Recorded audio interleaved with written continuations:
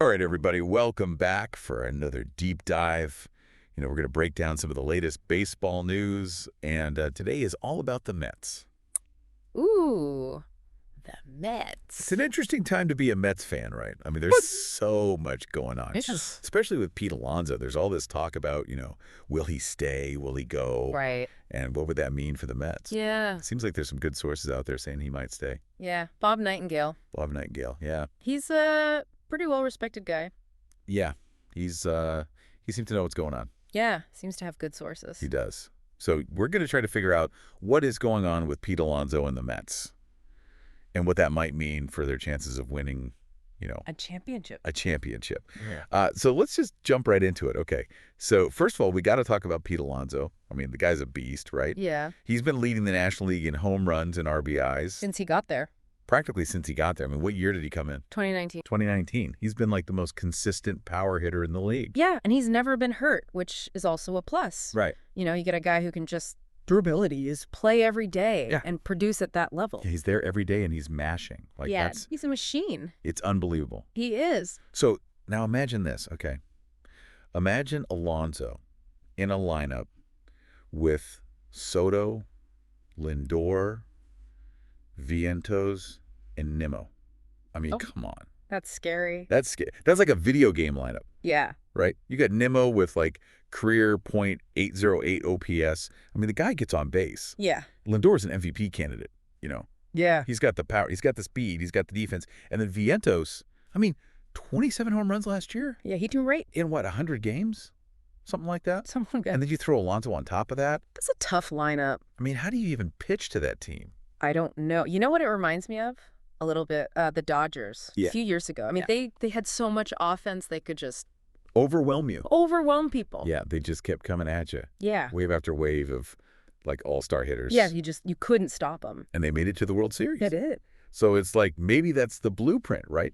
You just build this unstoppable offense and then figure out the pitching later. Yeah. But, that brings us to the next point, the pitching. The pitching. Right. What about the Mets pitching?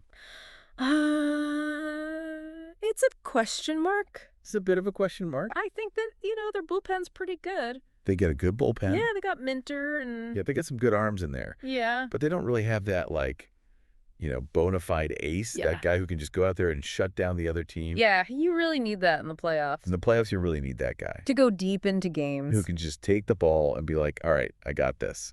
You're not scoring today. Yeah, game over. So that's the big question, right? Can they win with just the offense? Or do they need to find that ace? What do you think? I think you need pitching to win a championship. Yeah, it's tough to do it without pitching, It's tough to do it without pitching. especially in the playoffs. Yeah. The hitting can go cold sometimes. Yeah, you run into a hot pitcher and Exactly. suddenly you're in trouble. All right, so let's get back to Alonso. So Bob Nightengale, he's saying Alonso is leaning towards staying, Leaning towards staying. which is huge, right? Yeah, that would be huge for the Mets. I mean, if he leaves, that's a big hole in the lineup. But if he stays, I mean, come on, you're talking about a dynasty, potentially. Yeah. So what do you think is going on in Alonso's head? Why would he stay? I think he likes New York. I mean, New York's a great city, It's a great city. but it's also like a tough city, right? It's a tough city. A lot of pressure. A lot of pressure. So maybe he likes that. Maybe he thrives on that. Or maybe it's the team. Maybe he sees the potential of this lineup and he's like, I want to be a part of that. I think that's a big part of it. Yeah, you want to play with other great players. Yeah.